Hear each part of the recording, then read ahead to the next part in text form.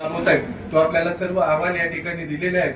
3च दिवस झालेले आम्ही या ठिकाणी पदभार स्वीकारून, त्यामुळं थोडीशी माहिती कमी आहे. माहिती जास्तीत जास्त घेऊन आपल्याला आमच्या जिल्हा परिषदेमध्ये काय अडीअडचणी आहेत या सुद्धा सांगण्याचा आमचा हेतू आहे. आणि येत्या काही दिवसामध्ये आम्ही आपल्याला भेटून या सर्व गोष्टी आम्ही आपल्याला सांगणार आहोत. दुसरी एक महत्वाची गोष्ट म्हणजे वारे गुरुजींनी जो संकल्प गेल्या 28-30 वर्षापूर्वी केला आणि तो संकल्प अख्ख्या महाराष्ट्रभर राबवला जात आहे. अतिशय प्रतिकूल परिस्थितीमध्ये गुरुजींनी या ठिकाणी आपल्याला पुणे जिल्ह्यामध्ये दाखवून दिलेलं आहे की एखादा शिक्षक काय करू शकतो. हे अतिशय गुणगौरव म्हणजे त्यांचं गुण गायला काय हरकत नाही. आणि हीच प्रेरणा सर्वांनी या ठिकाणी घेतलेली असं दिसून आलेलं आहे. हीच प्रेरणा आणि याच विचारांची शिदोरी घेऊन महाराष्ट्रभर नाही, आपल्या जिल्हाभर नाही तर महाराष्ट्रभर हा उपक्रम राबवणं गरजेचं आहे. लोकसहभाग असेल, त्यामध्ये आपल्या जिल्हा परिषदेचा सहभाग असेल, या सर्वांचा सहभाग घेऊन पुढे जाणं अतिशय गरजेचं आहे. शिक्षण क्षेत्रात महत्वाची भूमिका बजावणारे आमच्या जिल्ह्यामध्ये नव्हे तर राज्यामध्ये कैलासवासी अजितदादांची अतिशय महत्वाची भूमिका होती.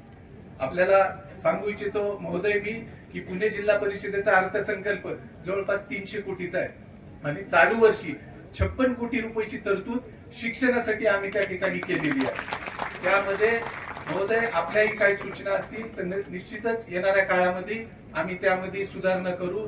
आम्हाला त्यामध्ये मुख्य अधिकाऱ्यांनी प्रशासकीय हा अर्थसंकल्प आहे, आम्हाला त्यामध्ये काही सुधारणा करण्याची संधी आम्हाला दिलेली आहे. तर निश्चितच येणाऱ्या काळामध्ये आपल्या सूचना असतील, लोकांच्या सूचना असतील, त्या सर्व सूचना अंगीकृत करण्याचं ध्येय आम्ही या ठिकाणी ठरवलेलं आहे. महोदय अजून एक गोष्ट आपल्याला या ठिकाणी सांगावीशी वाटती.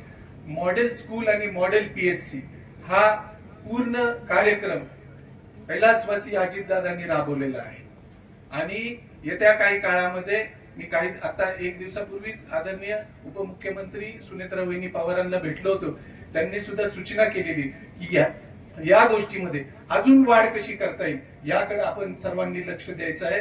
तर निश्चितच यामध्ये वाढ कशी करायची अधिकारी मंत्री महोदय आम्ही एकत्र बसून सर्वजण या ठिकाणी ठरवणार आहे.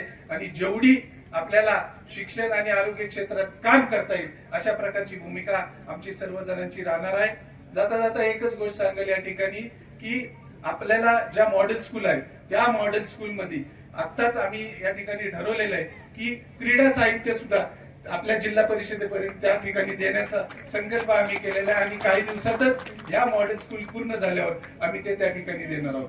महोदय अतिशय खूप छान वाटतंय, खूप समाधान वाटतंय आपण या ठिकाणी एवढा वेळ दिला, एवढ्या